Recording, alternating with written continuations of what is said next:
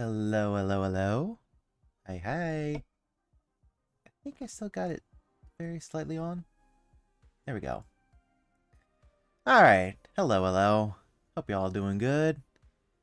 This background is actually very new and I like it. It's, I don't know. It kind of fits with the story theme. Like before it was Pong and now I've got this one. But, yeah. Um, Last time I did, the whole reading, we got through the first five voyages of the Arabian Nights. And small recap on how that went. So that started with basically, hello Boople, how you doing?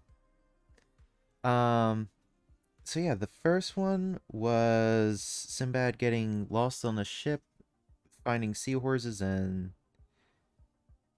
basically finding himself in a city. The second one was where he got ditched and found the giant birds and snakes and stuff and all the diamonds.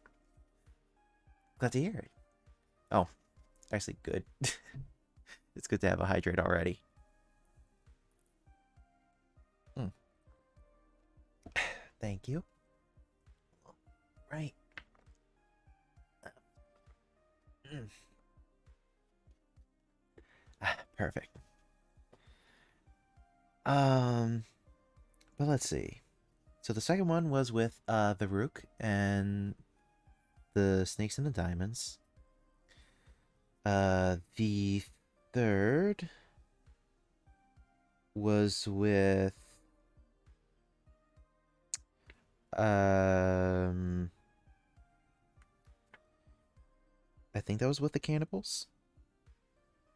Yeah. Okay, the cannibals and the Cyclops. That's the one. The fourth was where he had the king that was like, "Oh, you made horses for us? Great. Marry one of our people, and if she dies, you die." So he escaped that. Keep in mind, these get kind of dark. So these are the classic stories. These aren't the Disney remakes. These are the originals. The fifth one was with the Old Man of the Sea, that pretty much captured people. And now we're about to get started on the final one. Let's see. Did I? Perfect. So, uh, in case you didn't realize, I made this book. I realized I didn't have a book yet, so I kind of made one 5 minutes before stream. I think it turned out alright, but I can probably make it better for next time. Still, though, after that recap, we'll go right on ahead and start with the sixth voyage of Sinbad the Sailor. Also, if my audio... Oops, sorry about that. If my audio seems a little bit off, apologies. Just let me know, please. Anyways, the sixth voyage of... Let me turn this down just a bit. Okay. The sixth voyage of Sinbad the Sailor. I feel convinced, my friends, that you all wonder how I could be tempted again to expose myself to the caprice of fortune, after I had undergone so many perils in my other voyages. I am astonished myself when I think of it. It was fate alone that impelled me, at the expiration of a year, to venture a sixth time on the changeful sea, notwithstanding the tears and entreaties of my relations and friends, who did all in their power to persuade me to stay at home. Instead of taking the route of the Persian Gulf, I passed through some provinces of Persia and the Indies, and arrived at the seaport, where I embarked in a good ship, with a captain who was determined to make a long voyage. Long indeed it proved, but at the same time unfortunate, for the captain and pilot lost their way, and did not know how to steer. They at length found out where we were, but we had no reason to rejoice at the discovery, The captain astonished us all by suddenly quitting his post and uttering the most lamentable cries. He threw his turban on the deck, tore his beard, and beat his head like a man distraught. We asked the reason of this violent grief, and he replied, "I'm obliged to announce to you that we are in the greatest peril. A rapid current is hurrying the ship along, and we shall all perish in less than a quarter of an hour. Pray Allah to deliver us from this dreadful danger, for nothing can save us unless he takes pity on us." He then gave orders for setting the sails, but the ropes broke in the attempt, and the ship became entirely unmanageable, and was dashed by the current against the foot of a rock, where it split and went to pieces. Nevertheless, we had time to disembark our provisions, as well as the most valuable part of the cargo. When we were assembled on the shore, the captain said, "God's will be done. Here we may dig our graves and bid each other an eternal farewell. For we were in a place so desolate that no one who ever was cast on this shore returned to his own home." This speech increased our distress, and we embraced each other with tears in our eyes, deploring our wretched fate. The mountain at the foot of which we were formed one side of a large and long island. The coast was covered with the remains of vessels which had been wrecked on it, and the scattered heaps of bones, which lay strewn about in every direction, convinced us of the dreadful fact that many lives had been lost in this spot. Almost incredible quantities of merchandise of every sort were heaped up on the shore. In every other region, it is common for a number of small rivers to discharge themselves into the sea. But here, a large river of fresh water takes its course from the sea and runs along the coast through a dark cave, the entrance to which is extremely high and wide. The most remarkable feature in this place is that the mountain is composed of rubies, crystals, and other precious stones. Here, too, a kind of pitch, or bitumen, distills from the rock into the sea, and the fishes which eat it return it in the form of ambergris, which the waves leaves on the shore. The majority of the trees are aloes, and are equal in beauty to those of Kamari. To complete the description of this place, from which no vessel ever returns, I have only to mention that it is impossible for a ship to avoid being dragged thither. If it comes within a certain distance, if a sea breeze blows, the wind assists the current, and there is no remedy. And if the wind comes from land, the high mountain impedes its effect and causes a calm, which allows the current full force, and then it whirls the ship against the coast and dashes it to pieces as it shattered ours. In addition to this, the mountain is so steep that it is impossible to reach the summit, or indeed to escape by any means.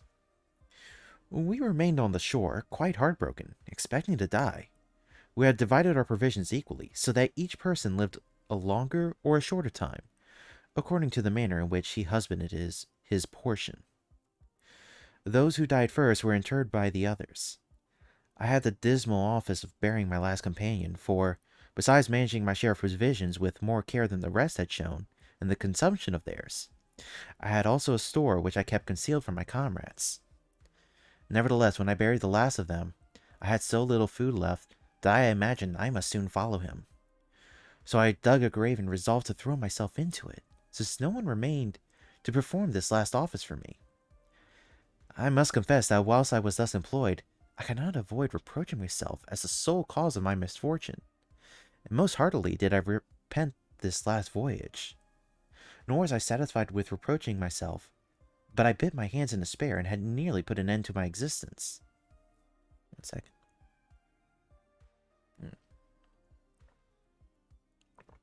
Gotta keep that good water. But Allah still had pity on me, and inspired me with the thought of going to the river, which lost itself in the recesses of the cave.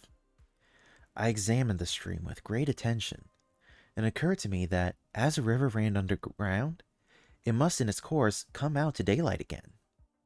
I therefore conjectured that if I constructed a raft and placed myself on it, the current of the water might perhaps bring me to some inhabited country.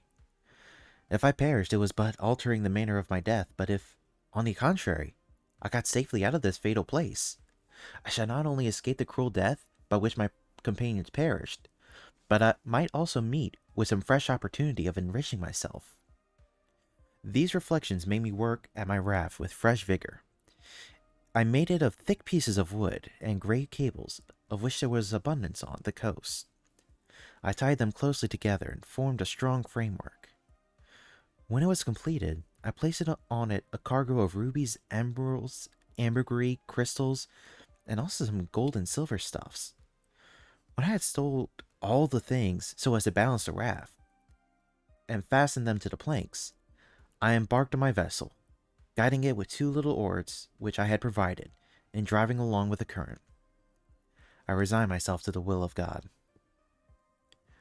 As soon as I was under the vault of the cavern, I lost the light of day.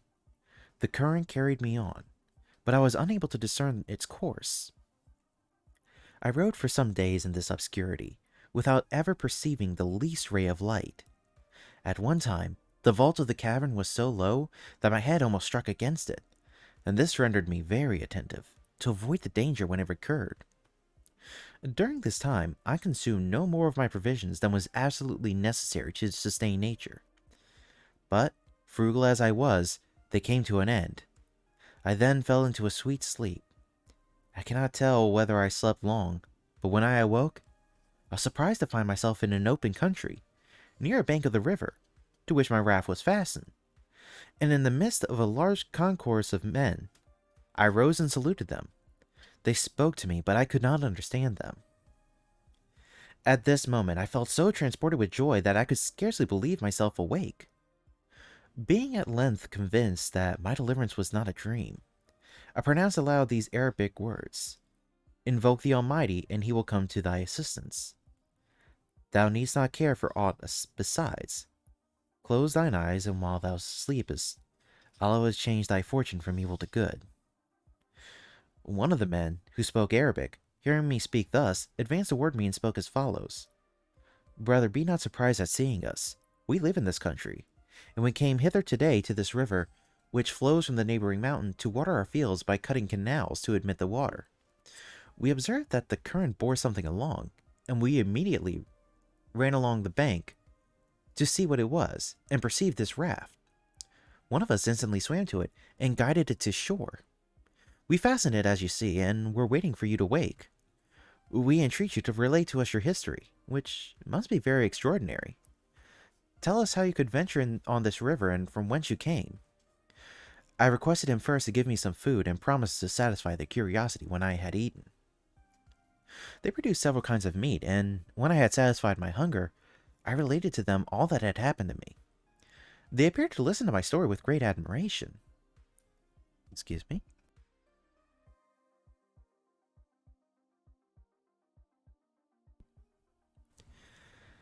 As soon as I finished my history, their interpreter told me that I had astonished them with my relation, and I must go myself to the king, to recount my adventures, for they were of too extraordinary a nature to be repeated by any one, but by the person himself to whom they had happened. I replied that I was ready to do anything they wished. The men then sent for a horse, which arrived shortly after. They placed me on it, and while some walked by my side to show me the way, certain stalwart fellows hauled the raft out of the water and followed me, carrying it on their shoulders, with the bales of rubies. We went together to the city in Sinbad, for this was the name of the island, and the men presented me to their king.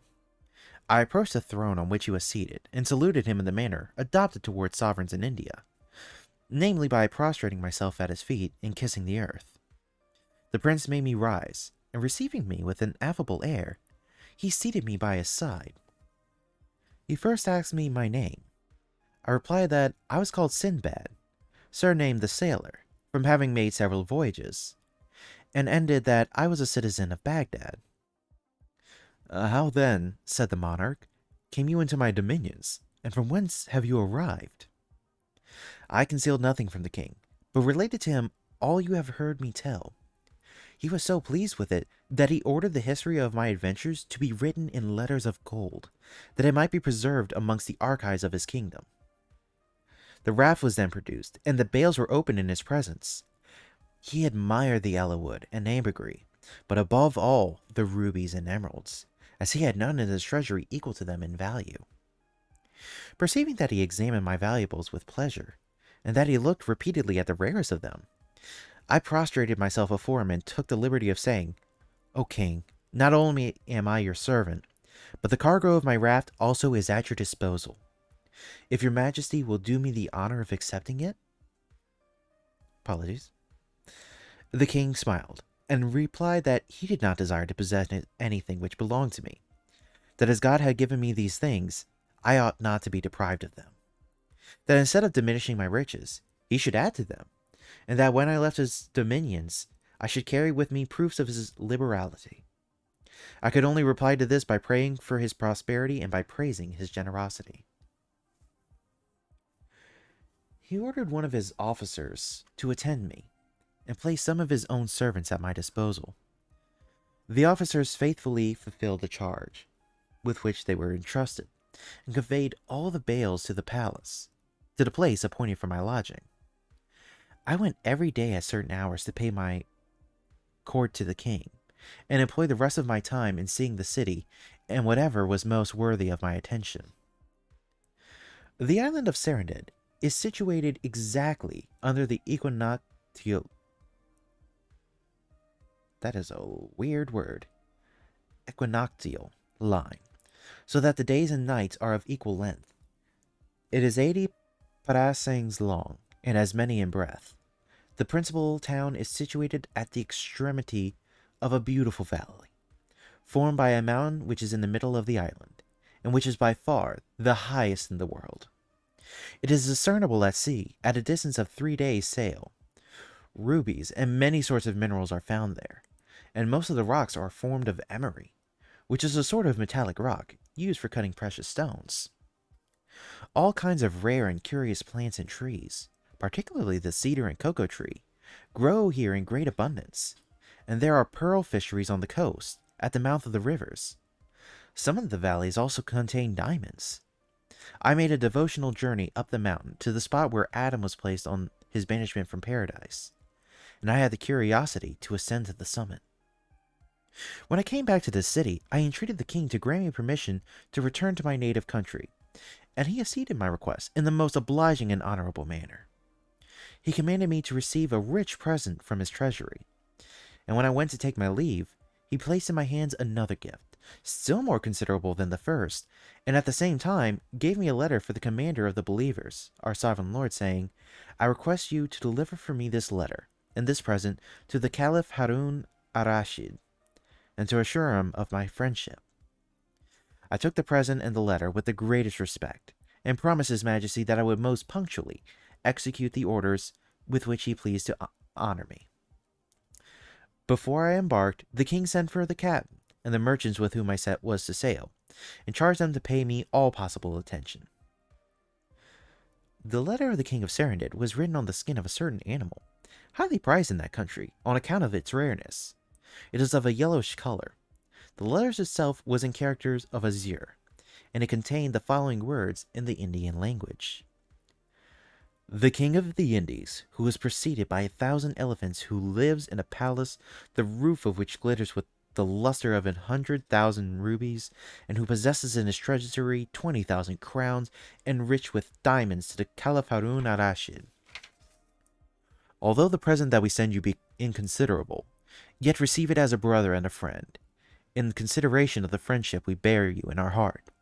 We feel happy in having an opportunity of testifying this friendship to you. We ask the same share in your affections, as we hope we deserve it.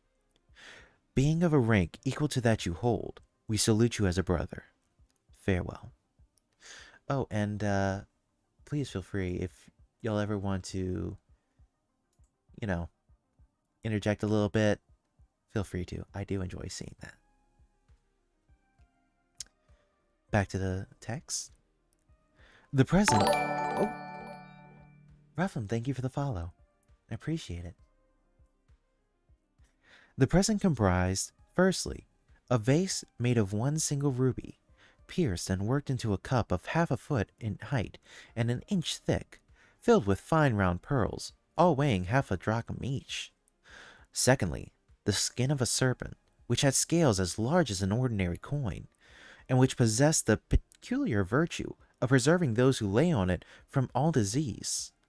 Thirdly, 50,000 drachms of the most exquisite aloe wood, together with 30 pieces of camphor as large as pistachio nuts. And lastly, a female slave of the most enchanting beauty, whose clothes were covered with jewels. The ship set sail, and after a long but fortunate voyage... Oh, Violet, thank you for the sub. The 4 months. Thank you so much. Thank you for being with me from the beginning. Really do appreciate it. Man, 4 months. Man, it's been a bit. It's been a lot. Anyways.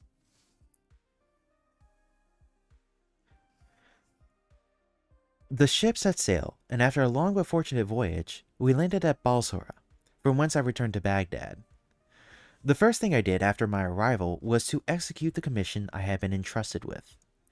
I took the letter to the King of Sarandid, and presented myself at the gate of the Commander of the Faithful, followed by the beautiful slave and some of my family, who carried the presents which had been committed to my care.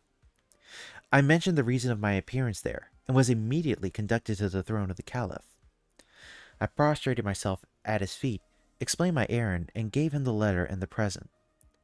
When he read the contents, he inquired of me whether it was true that the King of Sarandid was as rich and powerful as he reported himself to be in his letter. I prostrated myself for a second time, and when I arose, replied, "Commander of the Faithful, I can assure your Majesty that the King of Sarandid does not exaggerate his riches and grandeur. I have seen his wealth and magnificence. The splendor of the palace cannot fail to excite admiration. When this prince wishes to appear in public, a throne is prepared for him on the back of an elephant."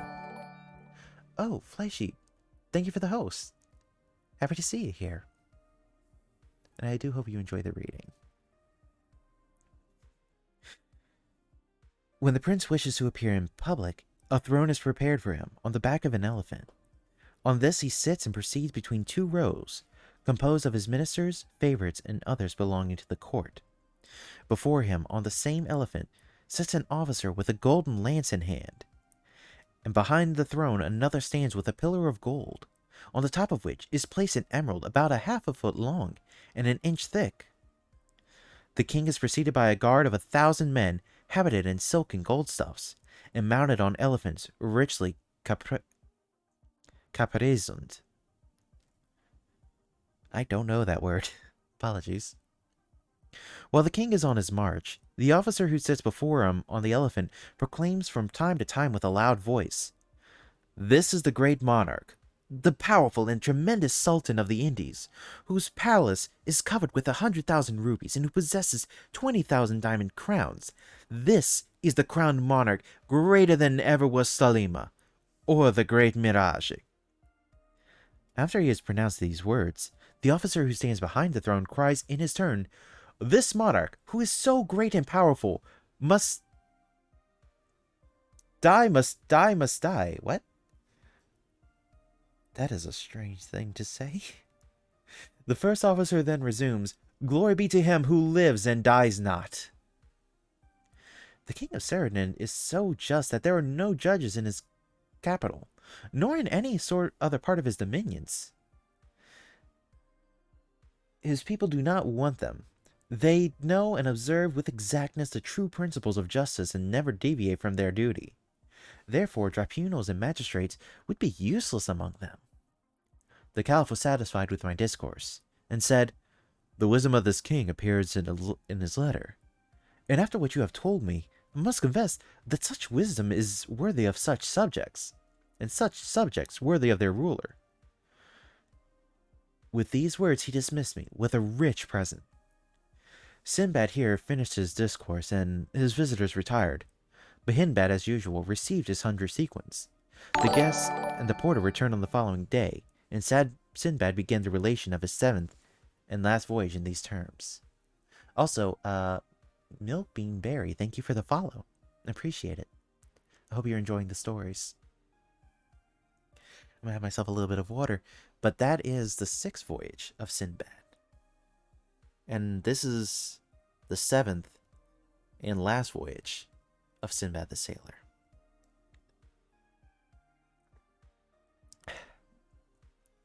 Love that water.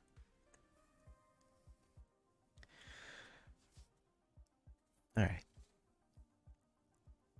Also, I do hope that my volume is good, and I do hope that you all are enjoying the reading. On my return from my sixth voyage, I absolutely relinquished all thoughts of ever venturing again on the seas. I was past the prime of life, and at an age which required rest. Besides this, I had sworn never more to expose myself to the perils I had so often experienced. I prepared, therefore, to enjoy my life in quiet and repose.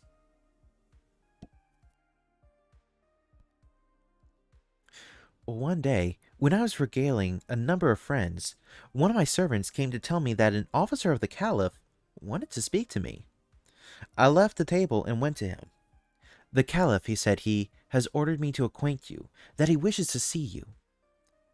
I followed the officer to the palace, and he presented me to the prince, whom I saluted by prostrating myself at his feet. Sinbad, said the Caliph, I want you to do me a service. You must go once more to the king of Serendid with my answer and presents. It is but right that I should make him a proper return for the civility he has shown me.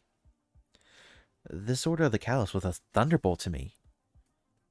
Commander of the Faithful, replied I am ready to execute anything with which your majesty may desire to entrust me, but I humbly entreat you to consider that I am worn down with the unspeakable fatigues I have undergone. I have even made a vow never to leave Baghdad. I then took occasion to relate the long history of my adventures, which he had the patience to listen to attentively. When I had done speaking, the Caliph said, I confess, these are extraordinary adventures. Nevertheless, they must not prevent your making the voyage.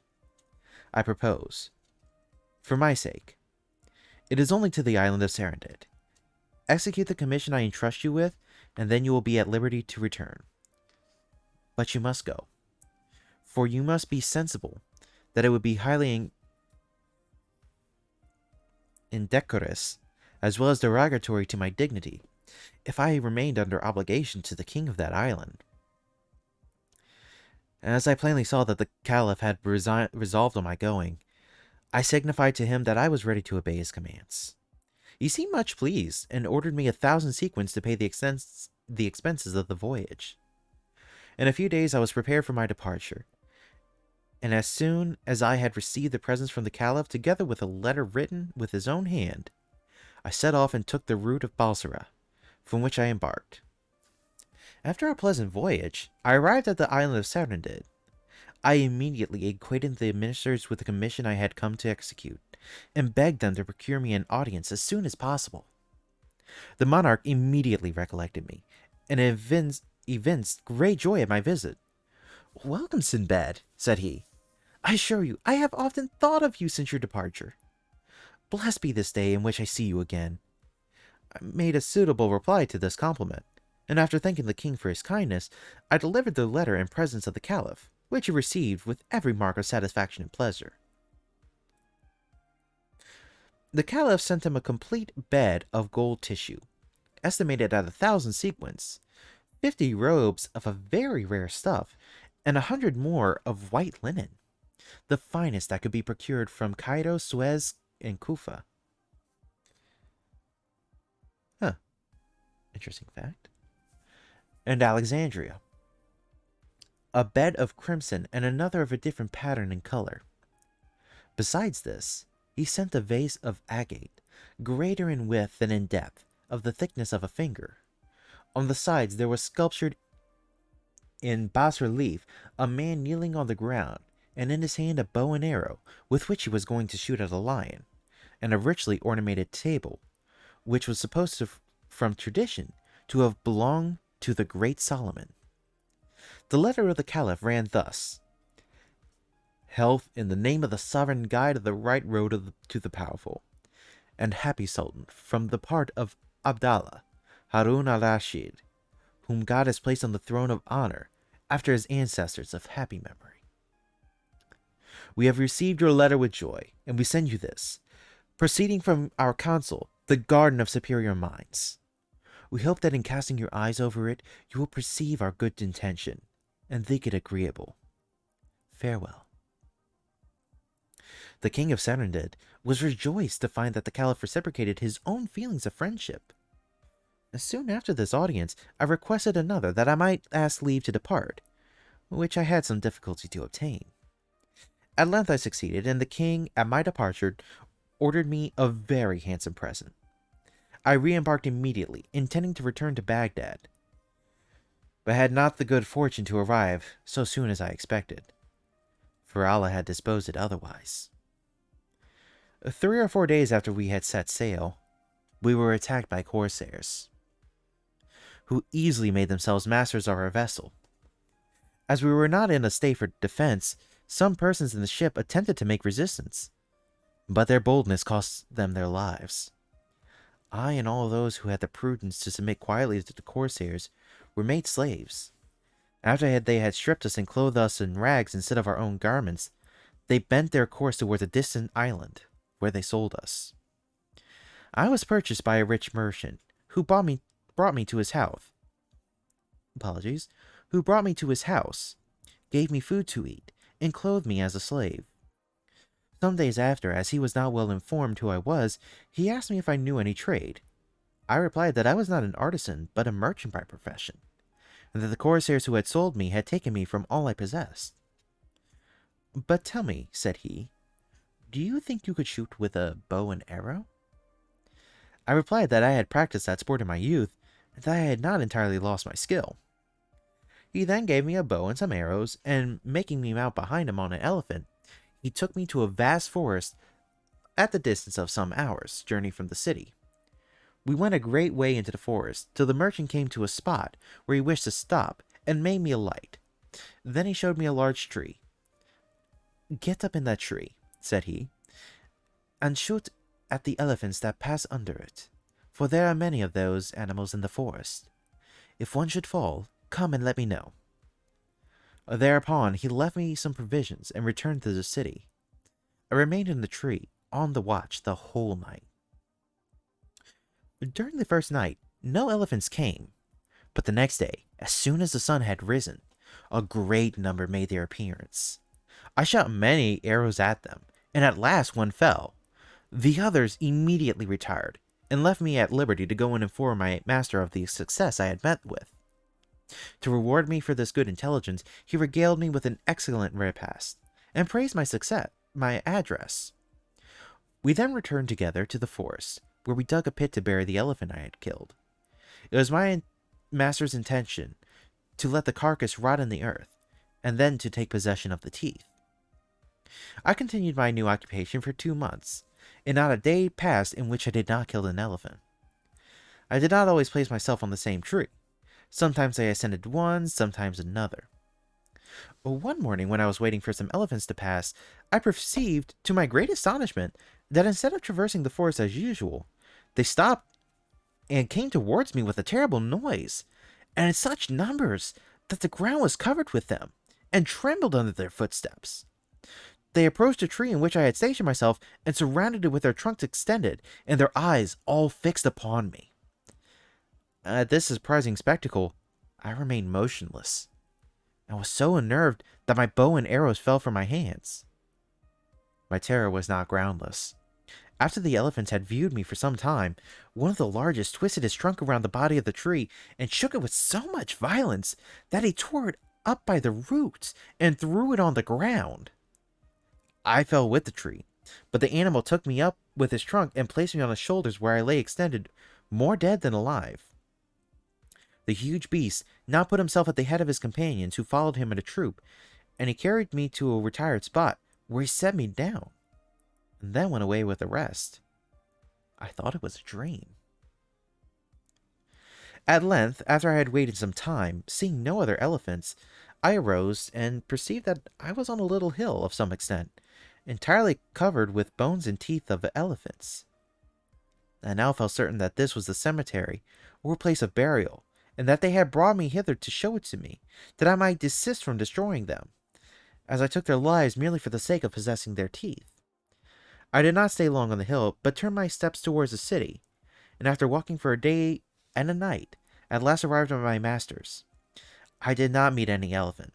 They had gone farther into the forest, to leave me an unobstructed passage from the hill.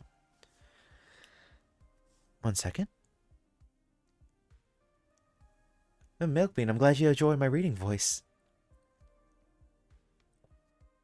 I really appreciate that. I honestly love reading a ton. I used to do readings for groups way back, and it's always an absolute joy to do it. I'm glad y'all enjoy it so much. And let's continue. As soon as my master saw me, he exclaimed, "Ah, poor Sinbad! I was anxious to know what could have become of you. I have been to the forest and found a tree newly torn up by the roots, and your bow and arrows on the ground." Appreciate it.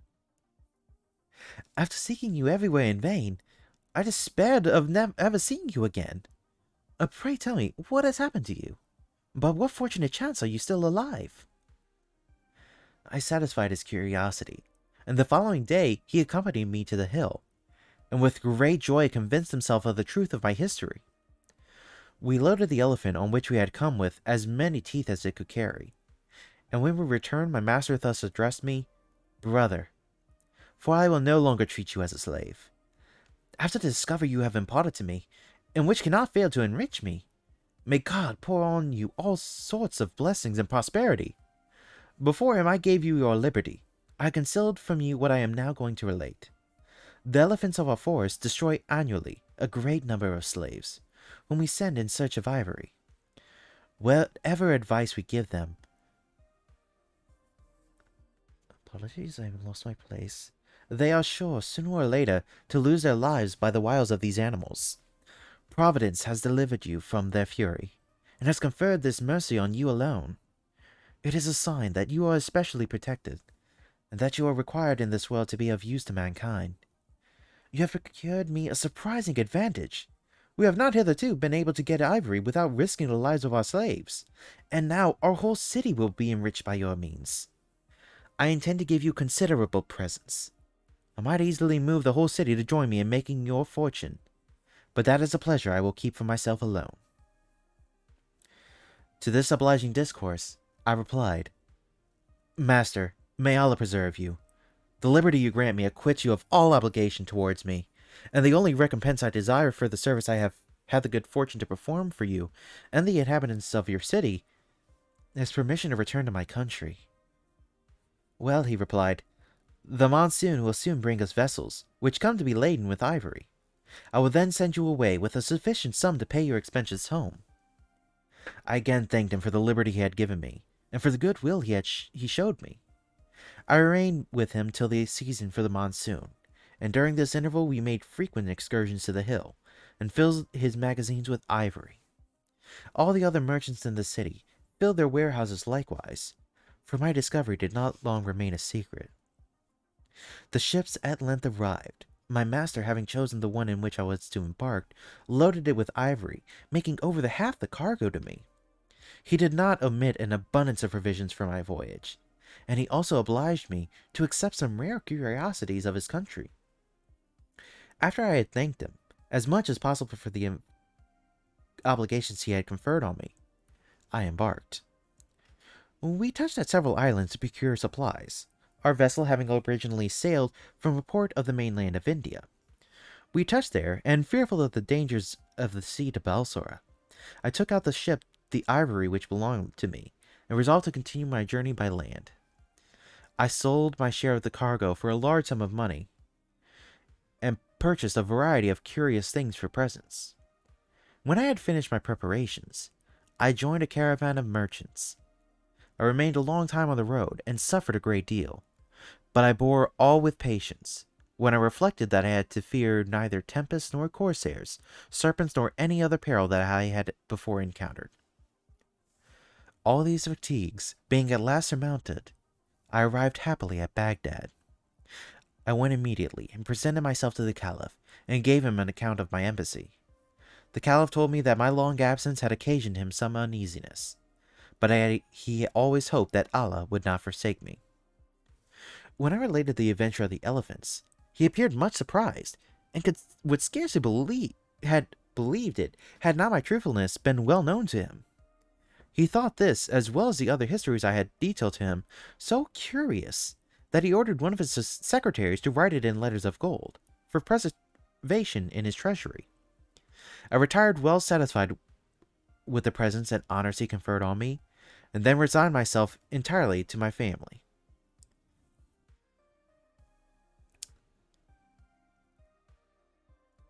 Uh, my relations and friends. Sinbad thus concluded the recital of his seventh and last voyage, and addressing himself to Hindbad, added, "Well, my friend, have you ever heard of one who has suffered more than I have, or been in so many trying situations? Is it not just that, after so many troubles, I should enjoy an agreeable and quiet life?"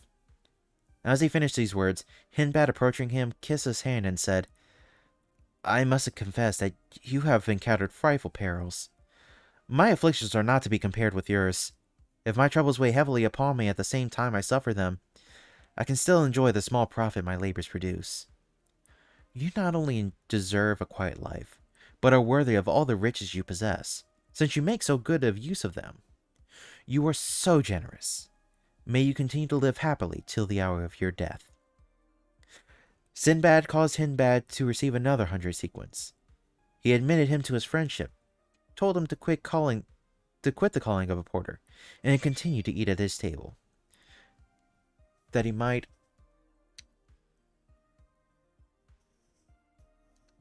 all his life have reason to remember Sinbad the sailor. Apologies, my phone went off. I thought I had that muted. There we go.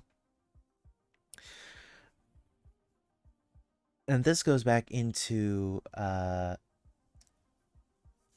since this was the final of the Arabian Nights, the Sultan of the Indies could not but admire the astonishing memory of the Sultana, his consort.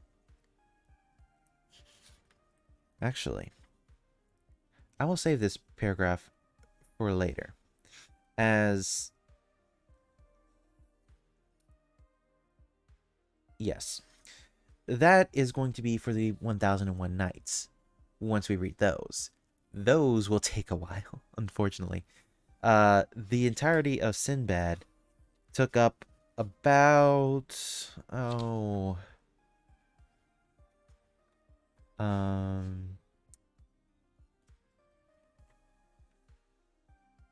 about roughly 50 pages. There's 400 plus pages of the rest of them.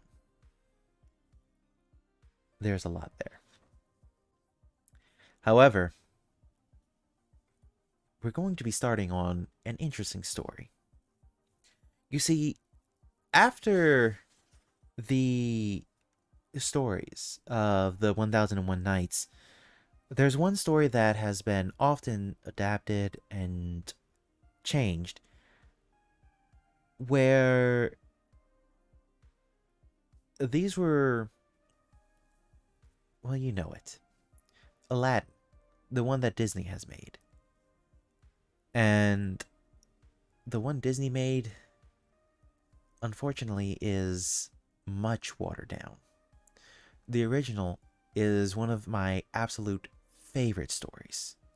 A story that, truly, I've read so many times.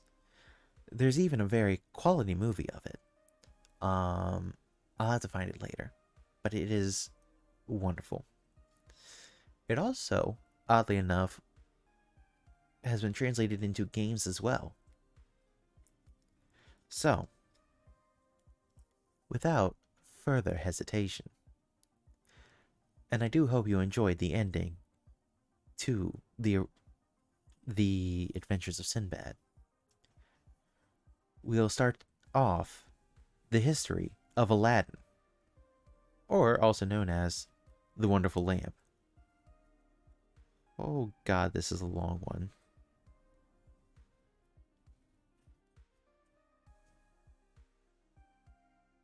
Yeah, okay. This is gonna be quite a while. So we'll get through some of it tonight. Cause see, the interesting thing about Aladdin, most people assume it took place in Arabia. But let's begin. In the capital of one of the richest and most extensive provinces of the great empire of China, there lived a tailor whose name was Mustafa. And this tailor was very poor. The profits of his trade barely sufficed for the subsistence of himself, his wife, and the one son whose heaven had sent him. This son, whose name was Alladin, had been brought up in a very negligent and careless manner, and had been so much left to himself that he had contracted many very bad habits. He was obstinate and disobedient and mischievous, and regarded nothing his father or mother said to him. As a lad, he was continually absenting himself from home. He generally went out early in the morning and spent the whole day in the public streets, playing with other boys of his own age, who were as idle as himself. Pardon me for the pause real quick. I'm going to actually announce on the post that we are starting with the story of Aladdin. Let's see. Then I post it.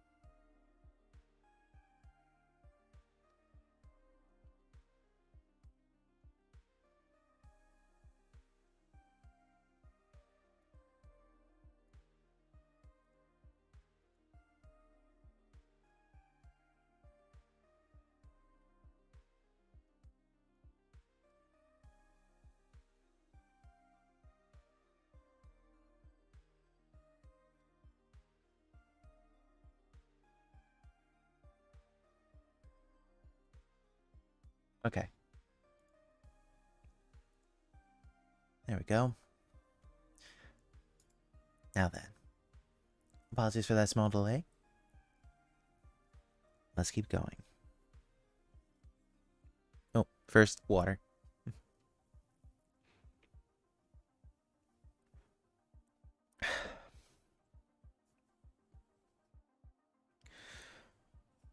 When he was old enough to learn a trade, his father, who was too poor to have him taught any other business than his own, took him to his shop and began to show him how to use his needle.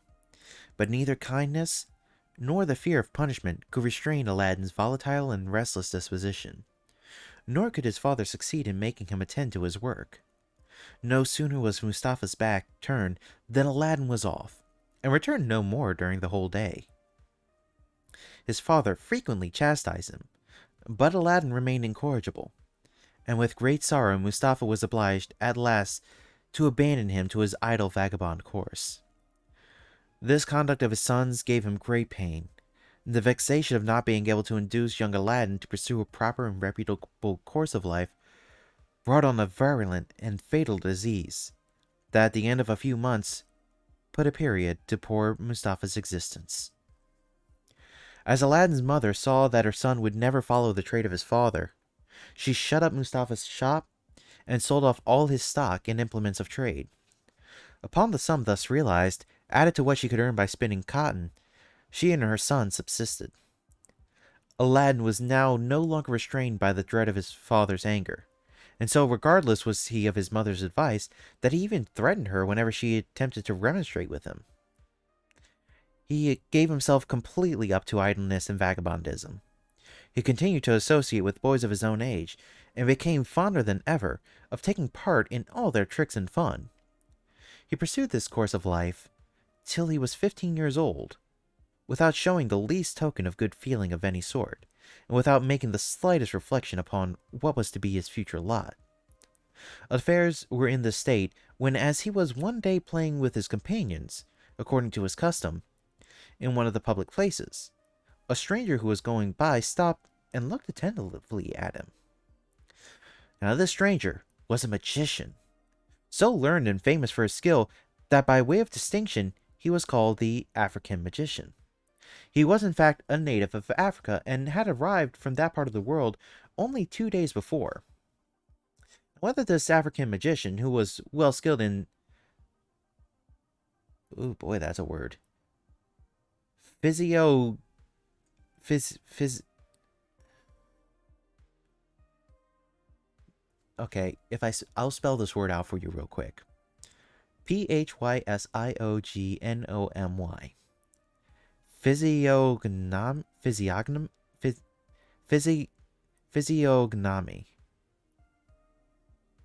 Close enough. Thought he saw in the countenance of Aladdin signs of a disposition well suited to the purpose for which he had undertaken a long journey, or whether he had any other project in view is uncertain. But he very cleverly obtained information concerning Aladdin's family, discovered who he was, and ascertained the sort of character and disposition he possessed. Second.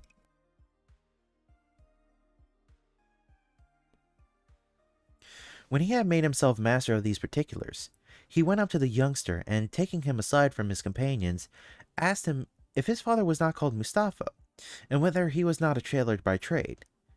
Yes, sir, replied Aladdin, but he has been dead a long time. On hearing this, the African magician threw his arms around Aladdin's neck and embraced and kissed him repeatedly, while the tears ran from his eyes and his bosom heaved with sighs. Aladdin, who observed his emotion, asked him what reason he had to weep. Alas, my child, replied the magician, how can I refrain? I am your uncle. Your father was my most excellent brother. I have been traveling hither for several years, and at the very instant of my arrival at this place, when I was congratulating myself upon the prospect of seeing him and rejoicing his heart by my return, you inform me of his death. How can I be so unfeeling as to not give way to the most violent grief when I thus find myself deprived of all my expected pleasure? However, my affliction is in some degree lessened by the fact that, as far as my recollection carries me, I discover many traces of your father in your countenance, and on seeing you, I had once suspected who you were. He then asked Aladdin where his mother lived, and when Aladdin had informed him, the African magician put his hand into his purse and gave him a small handful of small money, saying to him, My son, go to your mother, make my respects to her, and tell her that I will come and see her tomorrow, if I have an opportunity, that I may have the consolation of seeing the spot where my good brother lived so many years, and where his career closed at last.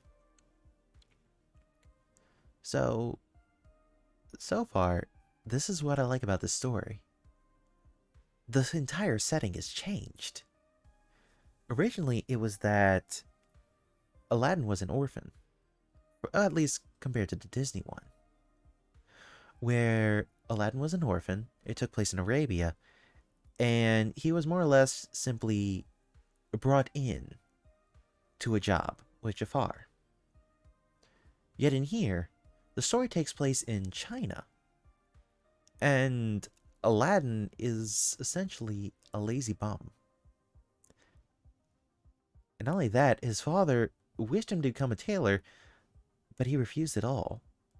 And now, someone is trying to essentially be an imposter and take something.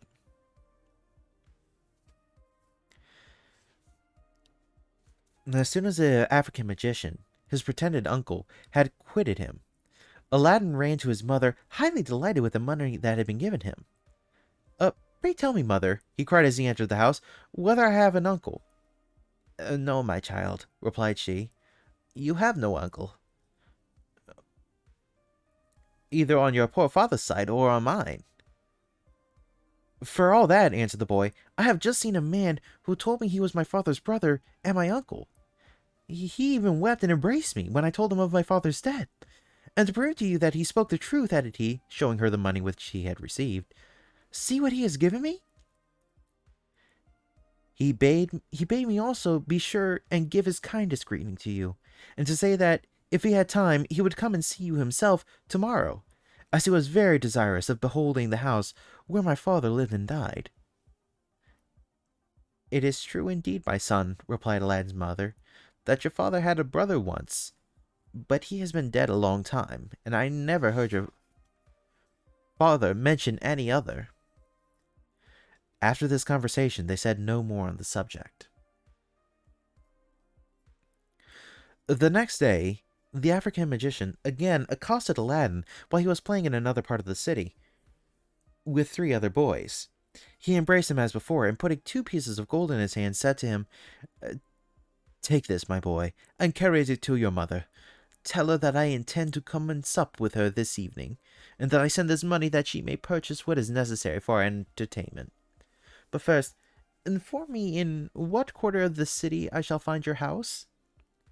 Aladdin gave him the necessary information, and the magician took his departure. Aladdin carried home the 2 pieces of gold to his mother, and when he had told her of his supposed uncle's intention, she went out and purchased a large supply of good provisions. As she did not possess a sufficient quantity of china or earthenware to hold all her purchases, she went and borrowed what she wanted of her neighbors. She was busily employed during the whole day in preparing supper, and in the evening, when everything was ready, she desired Aladdin to go out into the street, and if he saw his uncle, to show him the way, as a stranger might not be able to find their house.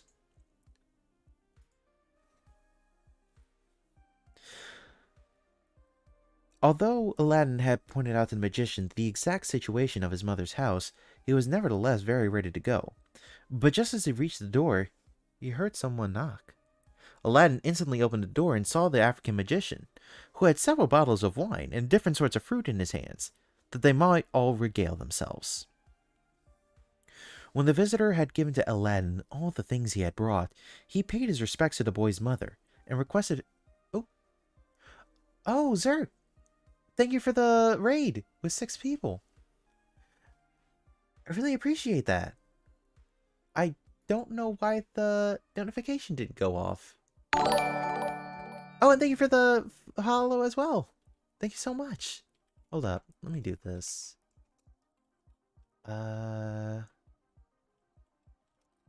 Score real. Score Zerk.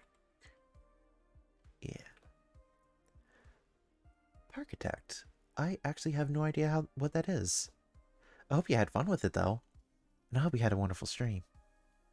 In case you're wondering who I am, my name is Serenus Machina. Oh, and thank you for the follow, Gregtor. My name is Serenus Machina, Technology VTuber. The heart is where my soul is, and I just enjoy streaming from the heart. Tonight we're reading the original story of Aladdin, not the one by Disney. There's a lot of changes. And so far we're not in Arabia. We're in China for some reason. The magician is pretending to be his uncle, and Aladdin's not an orphan on here. Oh, thank you for the hydrate and stretch, Boople.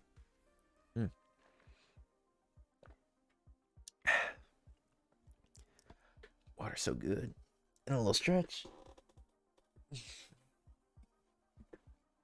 Up and down. Perfect. So, with that, let's get back to the story. When the visitor had given to Aladdin all the things he had brought, he paid his respects to the boy's mother, and requested her to show him the place where his brother Mustafa had been accustomed to sit upon the sofa. She pointed it out, and he immediately prostrated himself before it and kissed the sofa several times, while the tears seemed to run in abundance from his eyes. "Alas, my poor brother!" he exclaimed. "How unfortunate am I not to have arrived in time to embrace you once more before you died." The mother of Aladdin begged this pretended brother to sit in the place her husband used to occupy, but he would by no means consent to do so. "No," he cried, "I will do no such thing. Give me leave, however, to sit myself opposite, that if I am deprived of the pleasure of seeing him here in person, Sitting like the father of his dear family, I may at least look at the spot and try to imagine him present. Oh, it's okay, Boople. I hope you sleep well. Have a good night.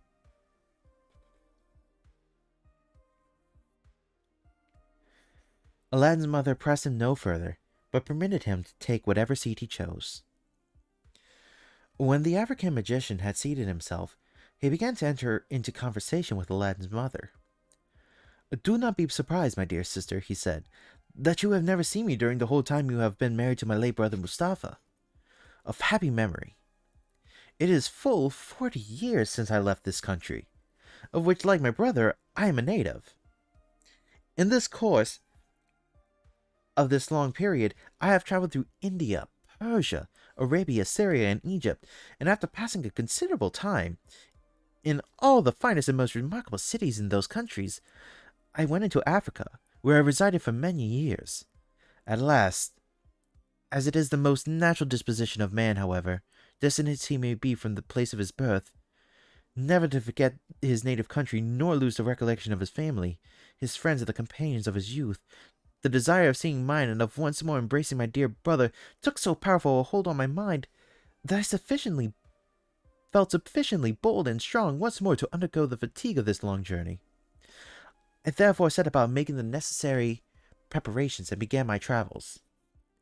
It is useless to say how long I was thus employed, or to enumerate the various obstacles I had to encounter, and all the fatigue I suffered before I came to this end of my labors.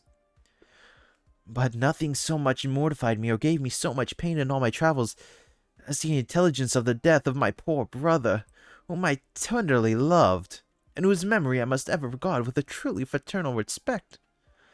I have recognized almost every feature of his countenance in the face of my nephew, and it was his likeness to my brother that enabled me to distinguish him from the other boys in whose company he was. He can inform you of what grief I received the melancholy news of my brother's death. We must, however, praise heaven for all things, and I console myself in finding him alive in his son, who certainly has inherited his most remarkable features."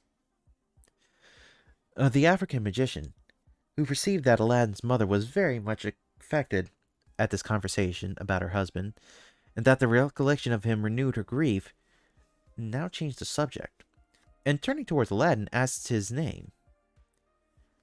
"I am called Aladdin," he answered. "And pray, Aladdin," said the magician, "what is your occupation? Have you any trade?" At this speech, Aladdin hung his head and was much disconcerted, but his mother, seeing this, answered for him. "Aladdin," she said, "is a very idle boy. His father did all he could to make him learn his business, but could not get him to work. And since my husband's death, in spite of everything, I can say Aladdin will learn nothing, but leads the idle life of a vagabond. Though I remonstrate with him on the subject every day of my life, he spends all his time at play with other boys, without considering that he is no longer a child." Hold up, he's 15. Child back then. Not adult back then.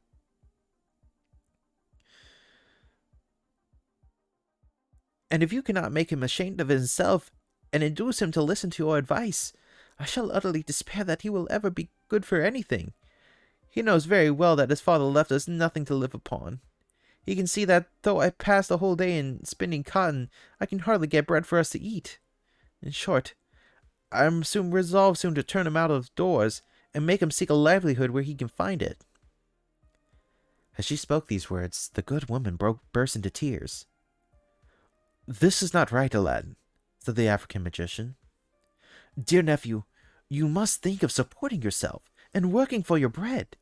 There are many trades you might learn. Consider if there be not any one you have an inclination for, in preference to the rest. Perhaps the business which your father followed displeases you, and you would rather be brought up to some other calling.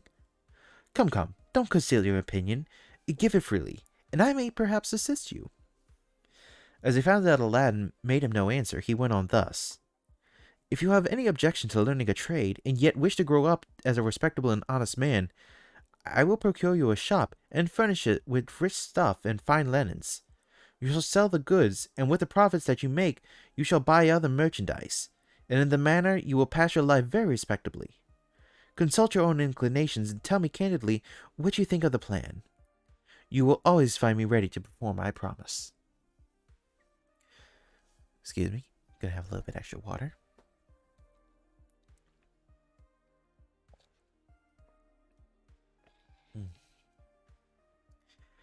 Now this offer greatly flattered the vanity of Aladdin, and he was the more averse to any manual industry, because he knew well enough that the shops which contained goods of the sort were much frequented, and the merchants themselves well dressed and highly esteemed. He therefore hinted to the African magician, whom he considered as his uncle, that he thought very favorably of this plan, and that he should all his life remember the obligation laid upon him.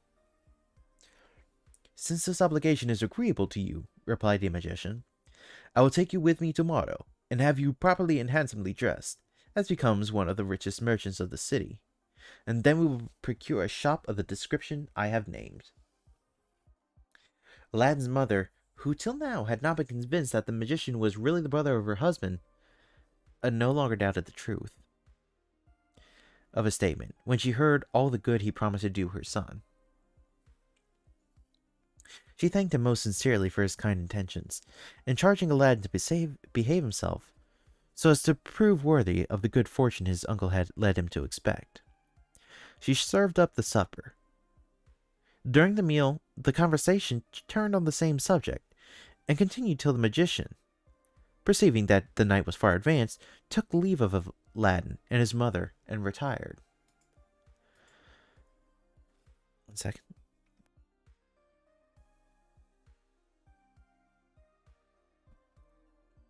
The African magician did not fail to return the next morning, according to the promise to the widow of Mustafa the tailor.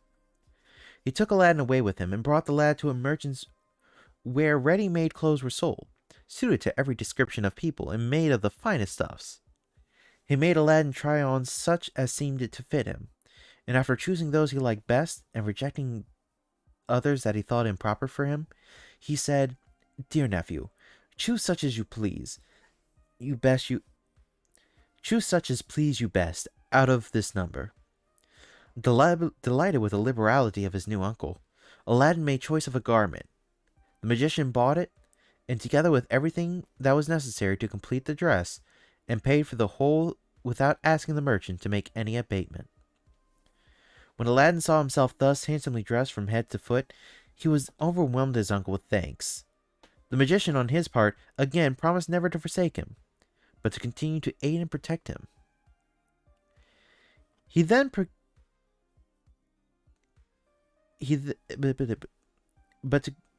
conducted. Boy, I apologize. My brain just completely skipped a track.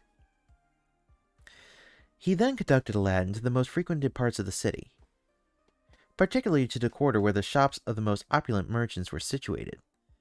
And when he had come to the street where fine stuffs and linens were sold in the shops, he said to Aladdin, "You will soon become a merchant, like those who keep these shops. It is proper that you should frequent this place and become acquainted with them." After this, he took him to the largest and most noted mosques, to the khans where the foreign merchants lived, and through every part of the Sultan's palace where he had leave to enter. When they had thus visited all of the chief parts of the city, they came to the khan, where the magician had hired an apartment.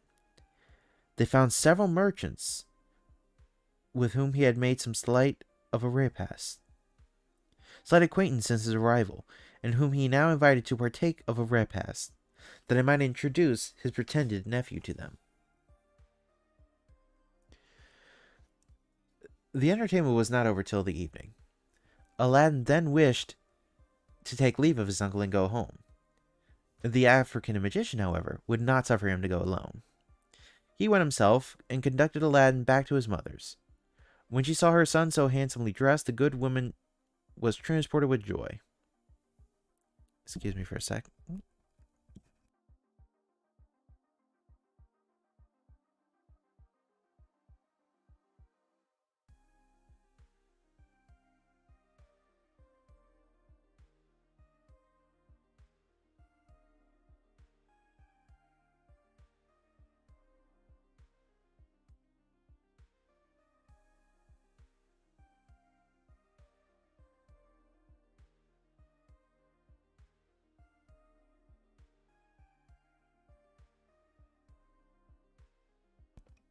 Technically, Diamond. It's reading. So, I kind of asked and everyone said it was ASMR, so, you know, it counts. I really do. But I'm about to get right back to reading. I just need a little break because I actually really like listening to my own voice to sleep too. The ASMR works on me. Uh, it's really nice to hear. I'm sorry, I really like my own voice. That's very vain to say, but at the same time, it's like, it's a very nice bass. And I like bass.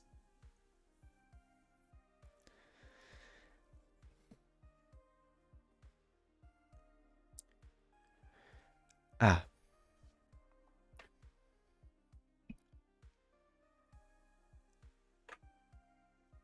let's continue.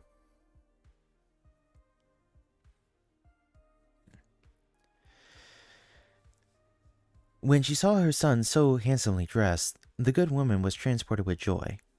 She invoked 1,000 blessings on the magician, who had been at so great an expense on her dear child's account.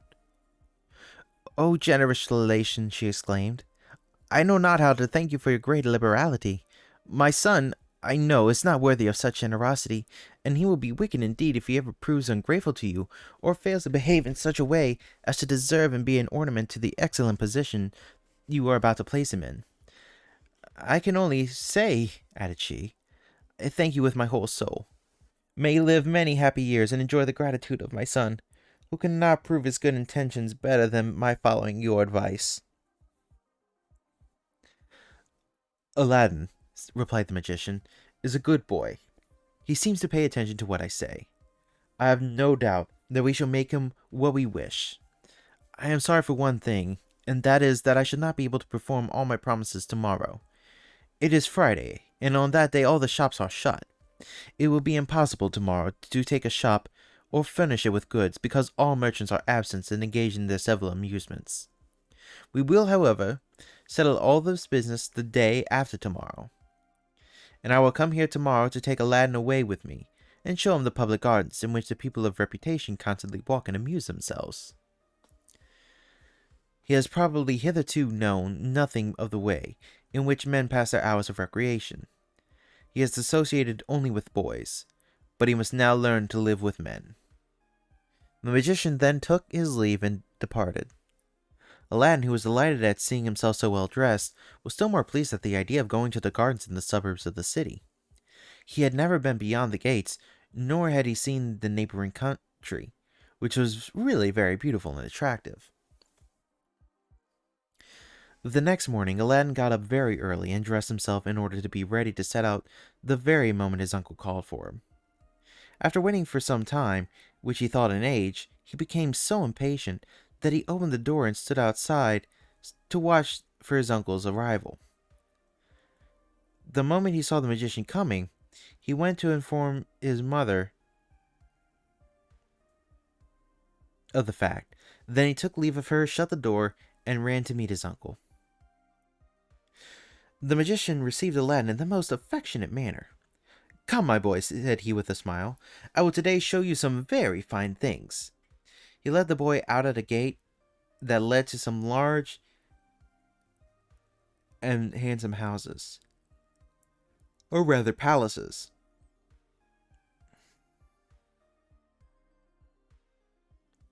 Let's see. Okay. To each of which there was a beautiful garden, wherein they had the liberty of walking.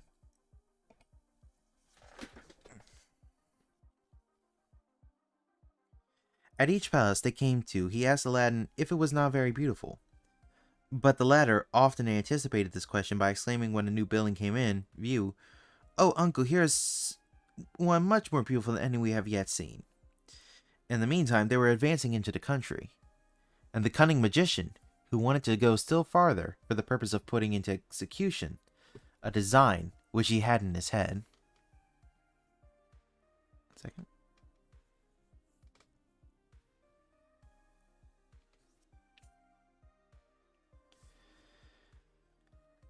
Went into one of these gardens and sat down by the side of a large basin of pure water. which received its supply through the jaws of a bronze lion. He then pretended to be very tired, in order to give Aladdin an opportunity of resting. "My dear nephew," he said, "like myself, you must be fatigued. Let us rest ourselves here for a little while, and get fresh strength to pursue our walk." When they had seated themselves, the magician took out from a piece of linen cloth, which hung from his girdle, various sorts of fruit and some cakes, with which he had provided himself. He spread them all out on the bank. He divided a cake between himself and Aladdin, and gave the youth leave to eat whatever fruit he liked best. While they were refreshing themselves, he gave his pretended nephew much good advice, desiring him to leave off playing with boys and to associate with intelligent conversation. "You will very soon be a man yourself," he said, "and you cannot too early accustom yourselves to the ways and actions of men." When they had finished their slight repast, they rose and pursued their way by the side of the gardens, which were separated from each other by small ditches, that served to mark the limits of each without preventing communication among them. The honesty and good understanding of the inhabitants of the city made it unnecessary that they should take any other means of guarding against injury from their neighbors. The African magician insensibly led Aladdin far beyond the last of these gardens, and they walked on through the country till they came into the region of the mountains. Aladdin, who had never in his whole life taken so long a walk, felt very much tired. "Where are we going, my dear uncle?" said he. "We have got much farther than the gardens, and I can see nothing but hills and mountains before us. And if we go on any farther, I know not whether I shall have enough strength to walk back to the city." "Take courage, nephew," replied his pretended uncle. "I wish to show you another garden that far surpasses in magnificence all you have hitherto seen. It is not much farther now."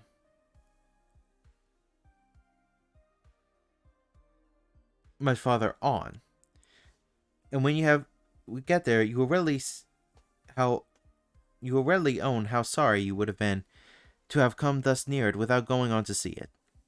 Aladdin was persuaded to proceed, and the magician led him on a considerable distance, amusing him all the time with entertaining stories. To beguile the way, they came to a narrow valley. To beguile the way and make the distance seem less. I apologize, I am completely mixing up words now.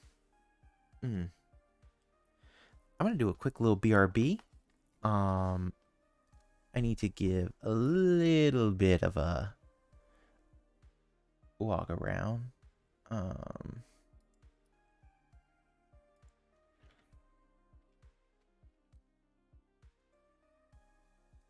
Oh.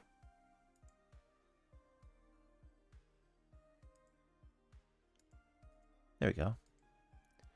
Yep, okay. I will be right back. Apologies.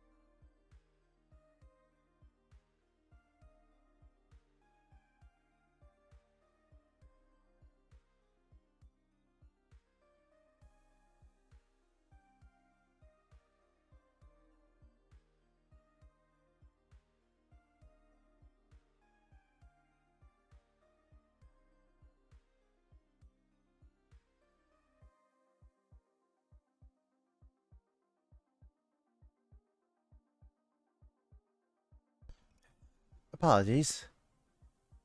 I got a little bit warm. I'm doing much better. Go ahead and take that off real quick. Alright. Now, where were we?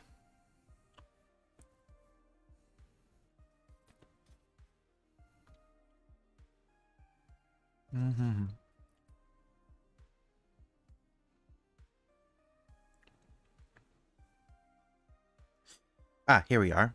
So, right after the magician said, "Hey, I got a secret to show you. I'm your fake uncle. So, come with me out to the mountains where I will totally show you this very legit. This is a creeper story. Where I show you this totally legitimate cave. Now then. At length, they came to a narrow valley, situated between two mountains of nearly the same height. This was the very spot to which the magician wished to bring Aladdin, in order to put in execution the grand project that was the sole cause of his journey to China from the extremity of Africa. Presently he said to Aladdin, "We need go no farther. I shall here unfold to your view some extraordinary things, hitherto unknown to mortals. When you shall have seen them, yon will thank me 1,000 times for having made you an eyewitness of such marvels. There are indeed such wonders as no one but yourself will ever have seen. I am now going to strike a light, and do you in the meantime collect all the dry sticks and leaves that you can find, in order to make a fire." So many pieces of dried sticks lay scattered about this place that Aladdin had collected more than sufficient for his purpose by the time the magician had lighted his match.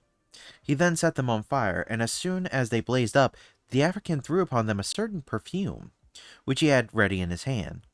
A thick and dense smoke immediately arose, which seemed to unfold itself at some mysterious words pronounced by the magician, and which Aladdin did not in the least comprehend. A moment afterwards, the ground shook violently, and opening near the spot where they stood, discovered a square stone of about 1.5 feet across, placed horizontally with a brass ring fixed in the center, by which it could be lifted up. Aladdin was dreadfully alarmed at these doings, and was about to run away, when the magician, to whom his presence was absolutely necessary in the mysterious affair, stopped him in an angry manner, at the same moment giving him a violent blow that felled him to the ground, and very nearly knocked some of his teeth out. As appeared from the blood that ran from his mouth, poor Aladdin, with tears in his eyes and trembling in every limb, got up and exclaimed, "What have I done to deserve so severe a blow?" "I have my reasons for it," replied the magician. "I am your uncle, and consider myself as your father. Therefore you should not question my proceedings. Do not, however, my boy," added he in a milder tone of voice, "be at all afraid. I desire nothing of you but that you obey me most implicitly. And this you must do if you wish to render yourself worthy of the great advantages I mean to afford you." These fine speeches in some measure calmed the frightened Aladdin, and when the magician saw him less alarmed, he said, "You have observed what I have done by virtue of my perfumes and the word that I pronounced. I must now inform you that under the stone which you see here, there is concealed a treasure which is destined for you, and which will one day render you richer than the most powerful potentates of the earth. It is moreover true that no one in the whole world but you can be permitted to touch or lift up the stone, and go into the region that lies beneath it. Even I myself am not able to approach it and take possession of the treasure which is below it. And in order to ensure your success, you must observe and execute in every respect, even to the minutest point, the instructions I am going to give you. This is a matter of the greatest consequence both to you and myself." Overwhelmed with astonishment at everything he had seen and heard, and full of the idea of this treasure, which the magician said was to make him forever happy, Aladdin forgot everything that had happened.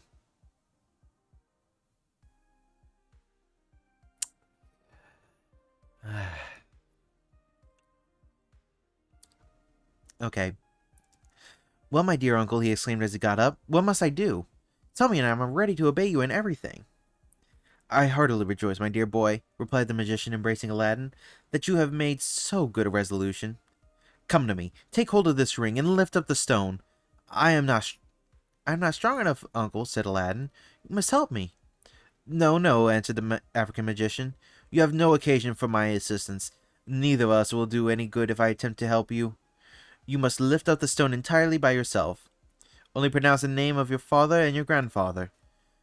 Take hold of the ring and lift it. It will come up without any difficulty. Aladdin did exactly as the magician told him. He raised the stone without any trouble and laid it aside. When the stone was taken away, a small excavation was visible, between 3 and 4 feet deep, at the bottom of which there appeared a small door, with steps to go down still lower. You must now, my good boy, then said the African magician to Aladdin, observe exactly every direction I am going to give you. Go down into this cavern, and when you have come to the bottom of the steps which you see before you, you will perceive an open door, which leads into a large vaulted space divided into 3 successive halls. In each of these, you will see on both sides of you 4 bronze vases as full as tubs, full of gold and silver, but you must take particular care not to touch any of this treasure. When you get into the first hall, take up your robe and bind it closely around you. Then be sure you go on to the second without stopping, and from thence in the same manner to the third. Above everything, be very careful not to go near the walls, or even to touch them with your robe. For if any part of your dress comes in contact with them, your instant death will be inevitable. Consequence. This is the reason why I have desired you to fasten your robe firmly around you. At the end of the third hall, there is a door which leads to a garden, planted with beautiful trees, all of which are laden with fruit. Go straight forward and pursue a path which you will perceive and which will bring you to the foot of a flight of 50 steps, at the top of which there is a terrace. When you have ascended to the terrace, you will observe a niche before you, in which there is a lighted lamp. Take the lamp, and extinguish it, then throw out the wick and the liquid that is in it, and put the lamp in your bosom. When you have done this, bring it to me. Do not be afraid of staining your dress, as the liquid within the lamp is not oil. And when you have thrown it out, the lamp will dry perfectly. If you should feel desirous of gathering any of the fruit in the garden, you may do so. There is nothing to prevent your taking as much as you please.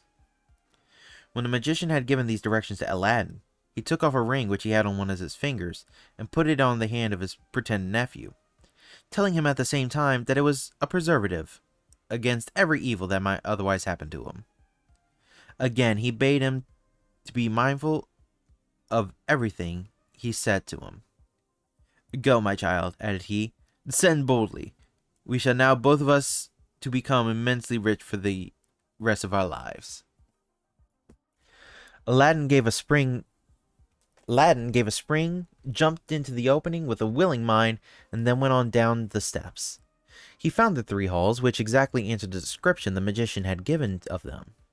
He passed through them with the greatest precaution possible, as he was fearful he might perish if he did not most strictly observe all the directions he had received.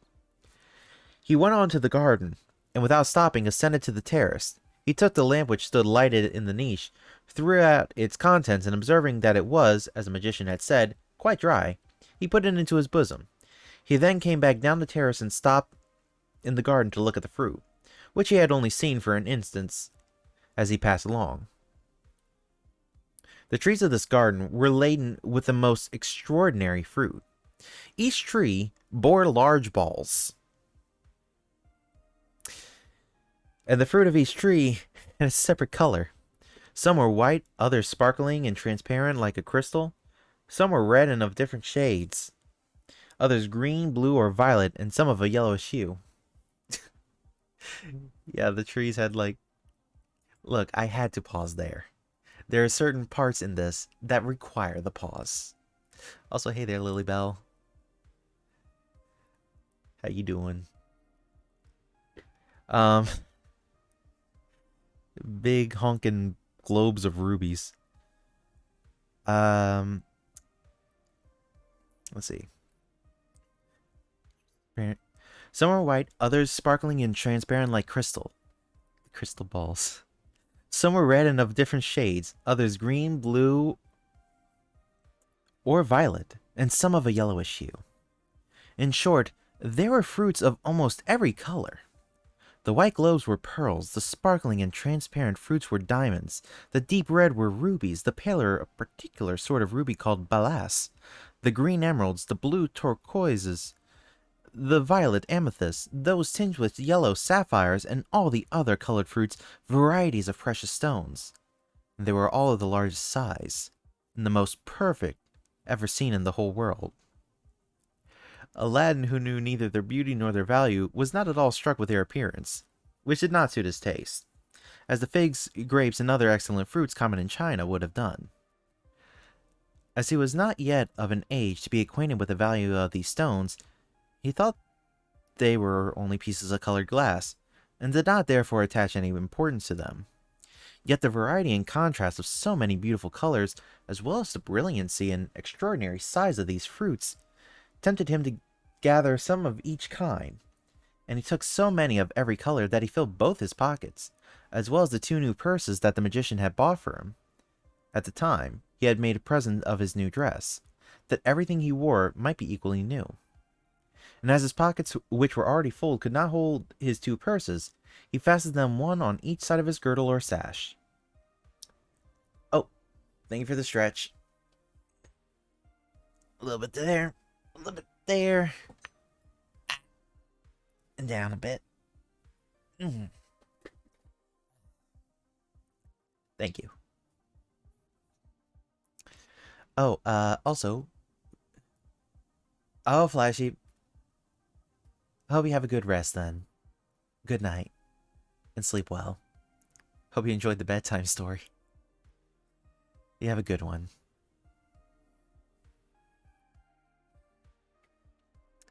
Let's see. We are...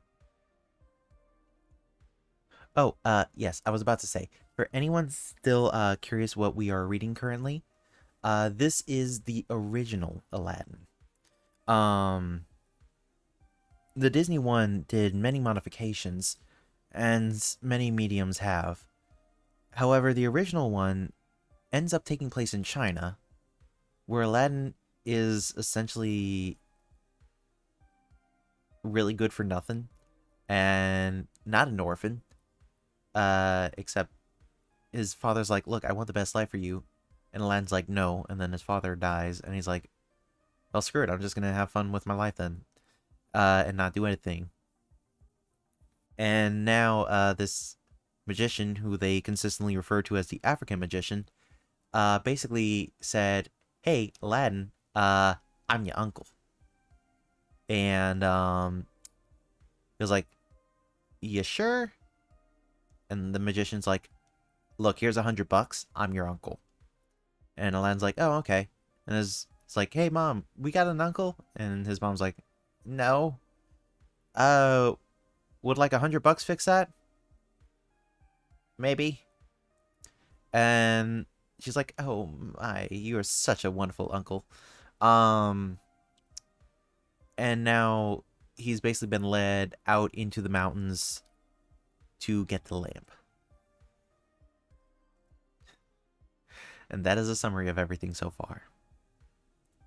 Now then.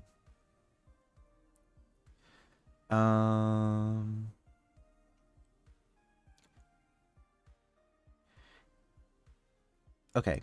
Laden in this manner, with the most immense treasure, but ignorant of its value, Aladdin made his way hastily through the 3 halls that he might not make the African magician wait too long. Having traversed them with the same caution he had used before, he began to ascend the steps he had come down, and presented himself at the entrance of the cave, where the magician was impatiently waiting for him. As soon as Aladdin perceived him, he called out, "Give me your hand, uncle, to help me up." "My dear boy," replied the magician, "you will do better first to give me the lamp, as that will only embarrass you." It is not at all in my way," said Aladdin, "and I will give it to you when I am out of the cave." The magician still persisted in demanding the lamp before he helped Aladdin out of the cave, but the latter had the had in fact so covered it with fruit of the trees that he could not readily get at it, and absolutely refused to give it up till he had got out of the cave. The African magician was then in such despair at the obstinate refusal of the boy that at length he fell into the most violent rage. He threw a little perfume on the fire which he had taken care to keep up, and he had hardly pronounced 2 magic words when the stone which served to shut up the entrance to the cavern returned of its own accord to its place, and the earth covered it exactly in the same way as when the magician and Aladdin first arrived there. There is no doubt that this African magician was not the brother of Mustafa the tailor as he pretended to be, and consequently, not the uncle of Aladdin. God, some of the people in these stories are dumb. He was most probably a native of Africa, as that is a country where magic is more studied than in any other. He had given himself up to it from his earliest youth, and after nearly 40 years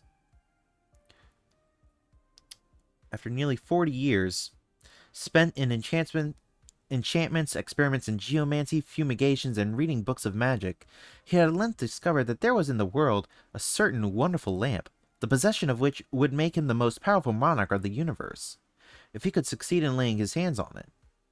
By a late experiment in geomancy, he discovered that this lamp was in a subterranean cave in the middle of China, in the very spot that had just been described. Thoroughly convinced of the truth of this discovery, he had come from the farthest part of Africa, and after a long and painful journey, had arrived in the city that was nearest the depository of this treasure. But though the lamp was certainly in the place which he had found out, yet he was not permitted to take it away himself, nor to go into the cave where it was. It was absolutely necessary that another person should go down to take it, and then put it into his hands. For this reason he had addressed himself to Aladdin, who seemed to him to be an artless youth, well adapted to perform the service he required of him. And he had resolved, as soon as he got the lamp from the boy, to raise the last fumigation, pronounce the 2 magic words which produced the effect already seen, and sacrifice poor Aladdin to his avarice and wickedness, that no witness might exist who could say he was in possession of the lamp. The blow he had given Aladdin, as well as the authority he had exercised over him, were only for the purpose of accustoming the youth to fear him, and obey all his orders without hesitation, so that when Aladdin had possession of the wonderful lamp, he might instantly deliver it to him. But the event disappointed his hopes and expectations, for he was in such haste to sacrifice poor Aladdin, for fear that while he was contesting the matter with him, some person might come and make the public which he wished to be kept quite secret, that he completely defeated his own object.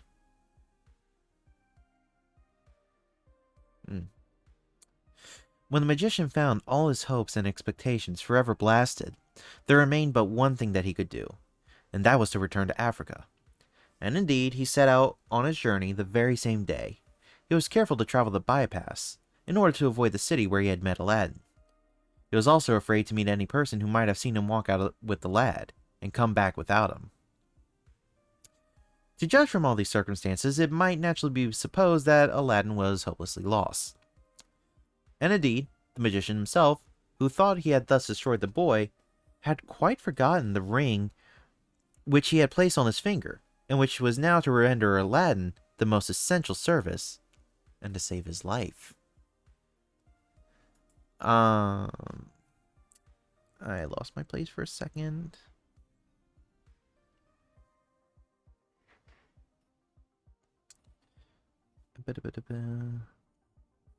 There it is. Aladdin knew not the wonderful qualities either of the ring or of the lamp, and it is indeed astonishing that the loss of both these prizes did not drive the magician to absolute despair. But persons of his profession are so accustomed to defeat, and so often see their wishes thwarted, that they never cease from endeavoring to conquer every misfortune by charms, visions, and enchantments. Aladdin, who did not expect to be thus wickedly deceived by his pretended uncle, after all the kindness and generosity which the latter had shown him, was in the highest degree astonished at his position.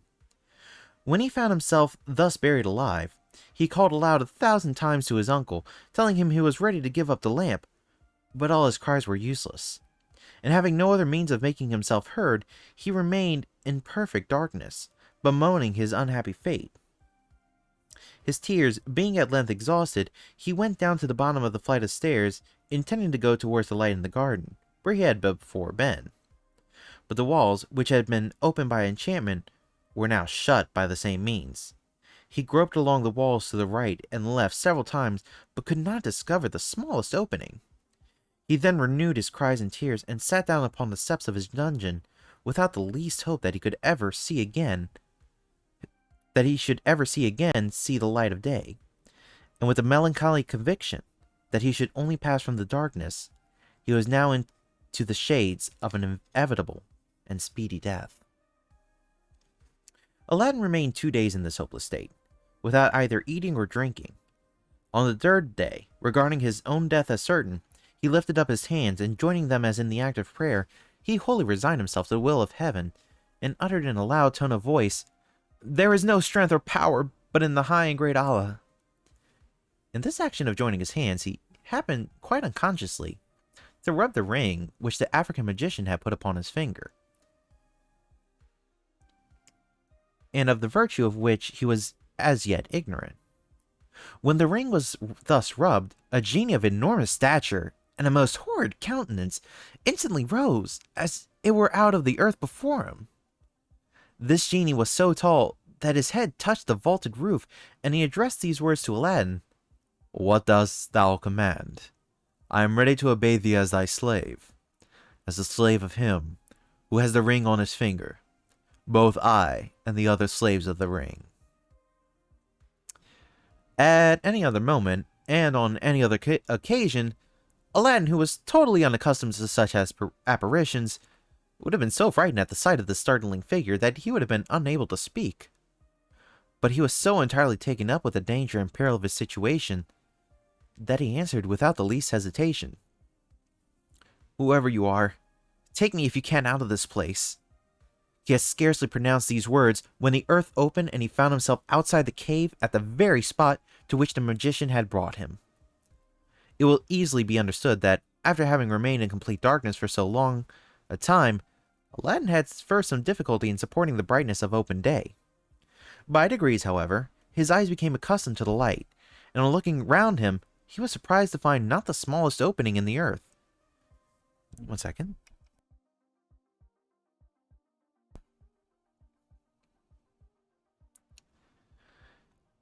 Here we go. He could not comprehend in what manner he had so suddenly emerged from, but he could recognize the place where the fire had been made, which he recollected was close to the entrance into the cave. Looking round towards the city, he described it in the distance, surrounded by the gardens, and thus he knew the road he had come with the magician. He returned the same way, thanking heaven for having again suffered him to behold and revisit the face of the earth, which he had quite despaired of ever seeing more. One more second, please. Need some water.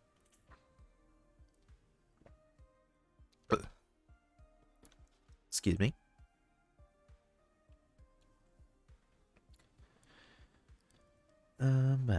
When he was within the door, the joy he experienced at again seeing his mother, added to the weak state he was in from not having eaten anything in the space of 3 days, made him faint, and it was some time before he came to himself. His mother, who had already mourned for him as lost or dead, seeing him in this state, used every possible effort to restore him to life.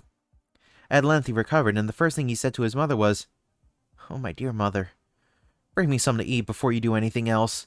I've tasted nothing these 3 days." His mother instantly set what she had before him. "My dear child," said she as she did so, "do not hurry yourself, for that is dangerous. Eat but little, and that slowly. And you must take great care what you do in your exhausted state. Do not even speak to me. When you have regained your strength, you will have plenty of time to relate to me everything that has happened to you. I am full of joy at seeing you once more, after all the grief I have suffered since Friday, and all the trouble I have also taken to learn that was become of you, when I found that night came on and you did not return home." Aladdin followed his mother's advice. He ate slowly and sparingly, and drank with equal moderation. When he had done, he said, "I have great reason, my dear mother, to complain of you for putting me in the power of a man whose object was to destroy me, and who at this very moment supposes my death so certain that he cannot doubt either that I am no longer alive, or at least that I shall not survive another day. But she took him to be my uncle, and I was also equally deceived. Hmm.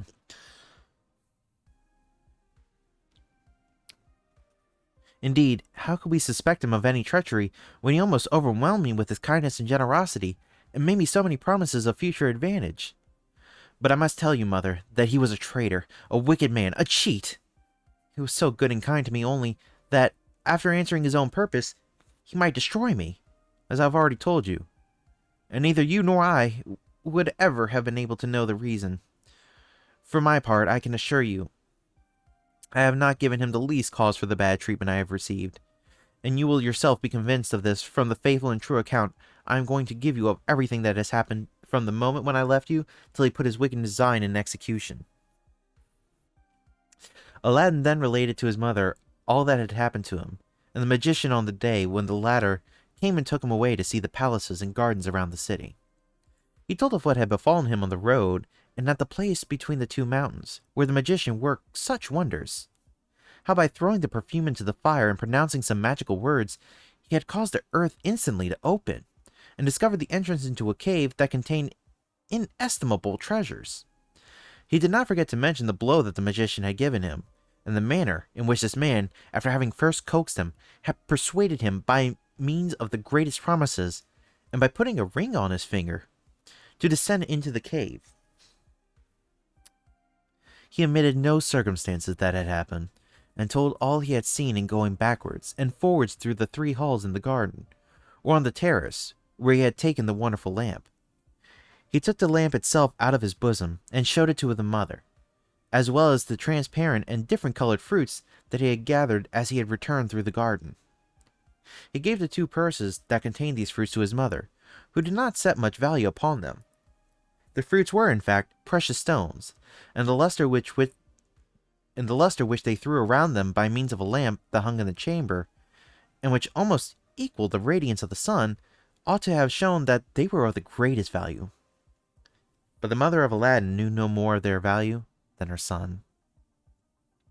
She had been brought up in a comparative poverty, and her husband had never been rich enough to bestow any jewels upon her. Besides, she had never even seen any such treasures among her relations or neighbors, and therefore it was not at all surprising that she considered them as things of no value, mere playthings to please the eye by the variety of the colors. Aladdin therefore put them all behind one of the cushions of the sofa on which they were sitting. I like that. He just took all those balls of jewels of all those precious stones, and he was just like, behind the couch they go. Let's get some couch quarters. I'm sorry, that's just funny to me. Just Aladdin's like, I've got these gemstones. Screw it, the couch needs food too. He finished the recital of his adventures by telling his mother how, when he came back and presented himself at the mouth of the cave, and refused to give the lamp to the magician, the entrance of the cave was instantly closed by means of the perfume. I'm sorry, I thought I skipped back. That the magician threw on the fire, and by some words that he pronounced. He could not refrain from tears when he represented the miserable state he found himself in. As it were, even now, as it were, buried alive in that fatal cave, till the moment he obtained his freedom and emerged into the upper air by means of the ring, of which he did not even know the virtues. When he had finished the story, he said to his mother, "I need not tell you more, for you know the rest." Hey, look, I appreciate the lurk. And hey, it's kind of meant to be a lurk. If you enjoy the reading, I'm happy. I hope it kind of helps you have a better day. Everyone here, truly. Something to help you relax.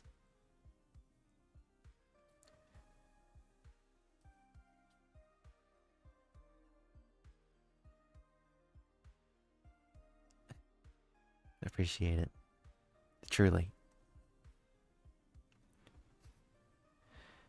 They were buried alive in the fatal cave. To the moment... When he had finished the story, he said to his mother, I need not tell you more, for you know the rest. This is a true account of my adventures, and of the dangers I have been in since I left you. Wonderful and amazing as this relation was, distressing too it must have been for a mother who tenderly loved her son in spite of his defects. The widow had the patience to hear it to the end without once interrupting him. At the most affecting parts, however, particularly those that revealed the wicked intentions of the African magician, she could not help showing by her gestures how much she detested him, and how much he excited her indignation. But Aladdin had no sooner concluded than she began to abuse the pretended uncle in the strongest terms. She called him a traitor, a barbarian, a cheat, an assassin, and a magician, the enemy and destroyer of the human race. Yes, my child, she cried, he is a magician, and magicians are public evils. They hold communication with demons by means of their sorceries and enchantments. Blessed be heaven that he has not suffered the wickedness of this wretch to have its full effect upon you. You too ought to return thanks for your deliverance. Your death would have been inevitable if heaven had not come to your assistance, and if you had not implored its aid. She added many more words of the same sort, showing also her complete detestation of the treachery with which the magician had treated her son. But as she was exclaiming in this manner, she perceived that Aladdin, who had not slept for 3 days, wanted rest. She made him therefore retire to bed, and soon afterwards went herself. As Aladdin had not been able to take any repose in the subterraneous place, let me take a quick check. Just want to see a little bit. We'll do a few more pages, and then I might end up there, because I've been reading for 2 hours straight. As Aladdin had not been able to take any repose in the subterraneous place, in which he had been, as it were, buried with the prospect of certain destruction, it is no wonder that he passed the whole of that night in the most profound sleep, and that it was even late the next morning before he awoke. He at last rose, and the first thing he said to his mother was that he was very hungry, and that she could not oblige him more than by giving him something for breakfast. "Alas, my child," replied his mother, "I have not a morsel of bread to give you. Last night you finished all the trifling store of food there was in the house. But have a little patience, and it shall not be long before I will bring you some. I have here a little cotton I have spun. I will go and sell it and purchase something for our dinner." "Keep your cotton, mother," said Aladdin, "for another time, and give me the lamp which I brought with me yesterday. I will go and sell that, and the money it will bring will serve us for breakfast and dinner too, may perhaps also for supper." Aladdin's mother took the lamp from the place where she had deposited it. "Here it is," she said to her son, "but it seems to me to be very dirty. If I were to clean it a little, perhaps it might sell for something more." She then took some water and a little fine sand to clean the lamp, but she had scarcely begun to rub it, when instantly, and in the presence of her son, a hideous and gigantic genie rose out of the ground before her, and cried with a voice as loud as thunder, "What are thy commands? I am ready to obey thee as thy slave, the slave of those who have the lamp in their hands, both I and the other slaves of the lamp." The mother of Aladdin was too much startled to answer this address. She was unable to endure the sight of an apparition so hideous and alarming, and her fears were so great that as soon as the genie began to speak, she fell down in a fainting fit. Aladdin had once before seen a similar appearance in the cavern. He did not lose either his presence of mind or his judgment, but he instantly seized the lamp and supplied his mother's place by answering for her in a firm tone of voice, "I am hungry. Bring me something to eat." The genie disappeared and returned a moment after with a large silver basin, which he carried on his head, and 12 covered dishes of the same material filled with the choicest meats, properly arranged, and 6 loaves as white as snow upon as many plates. He carried 2 bottles of the most excellent wine and 2 silver cups in his hands. He placed all these things upon the sofa, and instantly vanished. All this had occurred in so short a time that Aladdin's mother had not recovered from her fainting fit before the genie had disappeared the second time. Aladdin, who had before thrown some water over her without any effect, was about to renew his endeavors, but at the very instant, whether her fluttered spirits returned of themselves or that the smell of the dishes, which the genie had brought, had a reanimating effect, she quite recovered. "My dear mother," cried Aladdin, "there is nothing the matter. Come and eat. Here is something that will put you in good spirits again, and at the same time satisfy my hunger. Come, do not let us suffer these good things to get cold before we begin." His mother was extremely astonished when she beheld the large basin, the 12 dishes, the 6 loaves, and the 2 bottles of wine, and 2 cups, and perceived the delicious odor that exhaled from them. "My child," she cried, "how came all this abundance here? And whom have we to thank for such liberality? The Sultan surely cannot have been made acquaintance with our poverty, and have had compassion upon us?" "My good mother," replied Aladdin, "come and sit down, and begin to eat. You are as much in want of food as I am. I will tell you everything when we have broken our fast." They then sat down, and both of them ate with a greater appetite, as neither mother nor son had ever seen a table so well supplied. During the repast, the mother of Aladdin could not help stopping frequently to look at and admire the basin and dishes, although she was not quite sure whether they were silver or any other metal. So little was she accustomed to things of the sort. In fact, she did not regard their value of which she was ignorant. It was only the novelty of their appearance that attracted her admiration. Nor indeed was her son better informed on the subject than herself. Although they both merely intended to make a simple breakfast, yet they sat so long that the dinner hour came before they had risen. The dishes were so excellent, they almost increased their appetites. And as the viands were still hot, they thought it no bad plan to join the 2 meals together, and therefore they dined before they got up from breakfast. When they had made an end of their double repast, they found that enough remained, not only for supper, but even for 2 meals. The next day, as plentiful as those they had just made. When Aladdin's mother had taken away the things and put aside what they had not consumed, she came and seated herself on the sofa near her son. "I now expect, my dear son," she said, "that you will satisfy my impatient curiosity and let me hear the account you have promised me." Aladdin then related to his mother everything that had passed between him and the genie from the time when she fainted with fear till she again came to herself. At this discourse of her son and his account of the appearance of the genie, Aladdin's mother was in the greatest astonishment. "What is this you tell me, child, about your genie?" she exclaimed. "Never since I was born have I ever heard of any person or of my acquaintance who has seen one. How comes it then that this villainous genie should have accosted me? Why did he not address himself to you, to whom he had before appeared in the subterranean cavern?" "Mother," replied Aladdin, "the genie who appeared just now to you is not the same who appeared to me.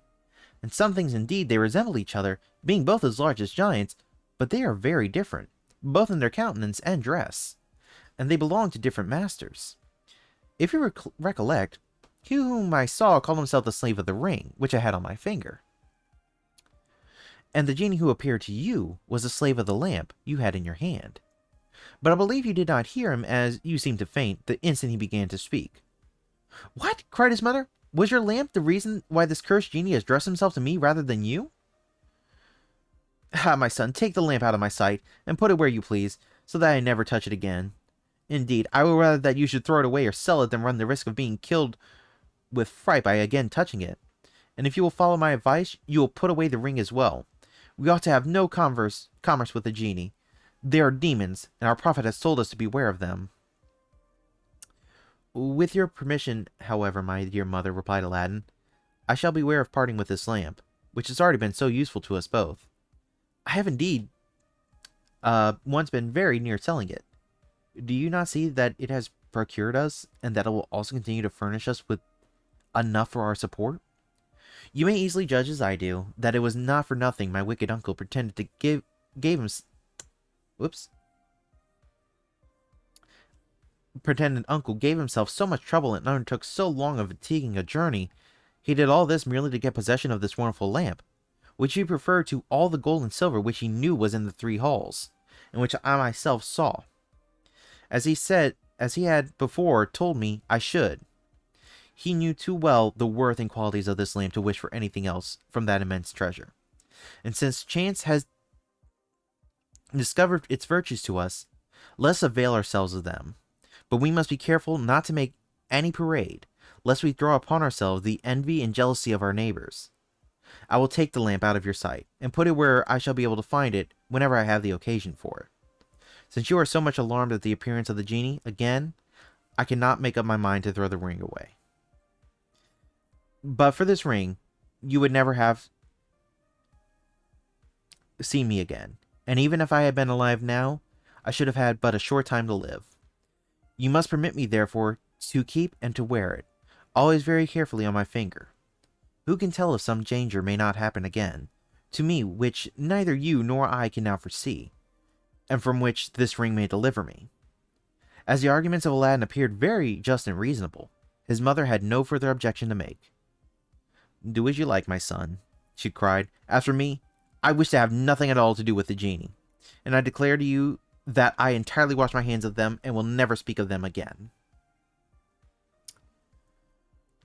Whew, boy, that is a lot of reading. But you know what? We've read quite a lot.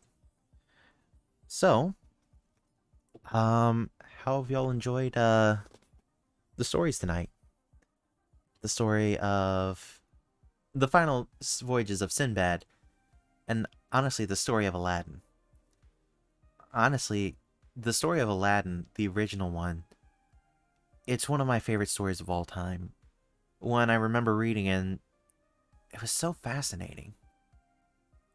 I had so many pictures with it, and just seeing the jewels on the trees, the idea that they're just like giant balls of crystal, and just gems and rubies and utter brilliance. I love how the world is built. And it always is something absolutely beautiful. So, with that, I will be pretty much ready to end the stream. I'm gonna go ahead and throw the book in the trash temporarily. That is a pocket dimension. It will come back later. Maybe upgraded. And yeah, I think we should go ahead and give somebody a raid real quick. Let's see. Who'll be online?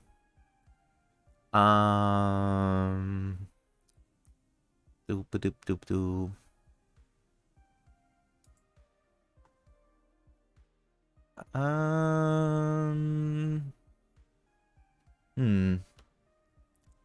I have a feeling who I want to raid.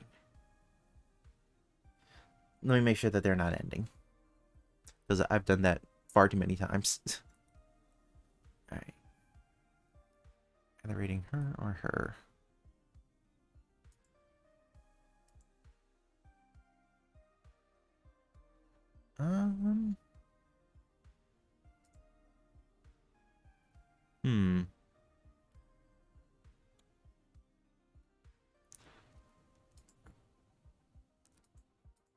Actually, you know what?